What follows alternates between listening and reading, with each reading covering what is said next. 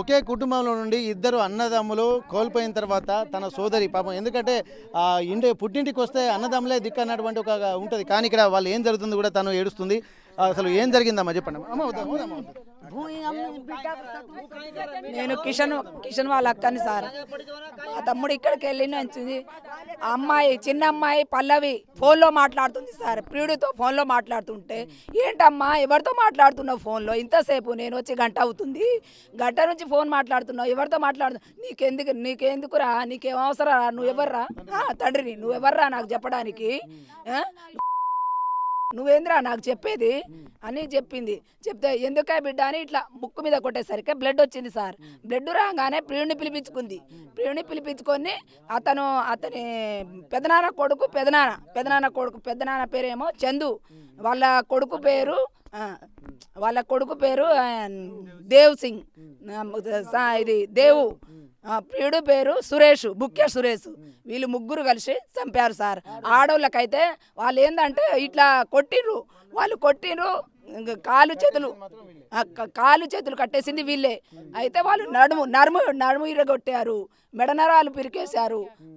7 sir, ఒక్కళ్ళు కాదు 6 మంది చంపారు మా తమ్ముడిని. మా చిన్న తమ్ముడు చచ్చిపోయే మేము ఏడుస్తున్నాం సార్. ఇంకొక తమ్ముడు అట్లా చచ్చిపోతే ఎట్లా సార్? మేము 7 మంది చంపారు మా తమ్ముడిని. వాళ్ళు ఎక్కడ ఉన్నారో వాళ్ళని శిక్షించాలి సార్. వాళ్ళు రాలే సార్, అసలు స్టేషన్కి రాలే, శిక్ష పడాలి సార్ వాళ్ళకు. తమ్ముడు ఎట్లా చచ్చాడో వాళ్ళని మా ముందు అట్లా చంపాలి, వాళ్ళని మా ముందు అట్లా కొట్టాలి. అది అట్లా కొడితేనే మేము ఊకుంటాం, లేకపోతే మేము అసలు ఊకోం సార్. నాకున్న 2 తమ్ముళ్ళు వెళ్ళిపోయారు, మా తల్లిదండ్రులు చూసేటోళ్ళు లేరు. నాకు ఒక కొడుకు, నాకు ఓ బిడ్డ ఉంది. నా బిడ్డకు రేపు పెళ్లి చేస్తే నా బిడ్డకు కాలమెట్టలు ఎవరు తీసుకురావాలి సార్? నేను ఎవరిని పోయి అడగను సార్. నా బాధ ఎవరికి చెప్పుకోవాలి?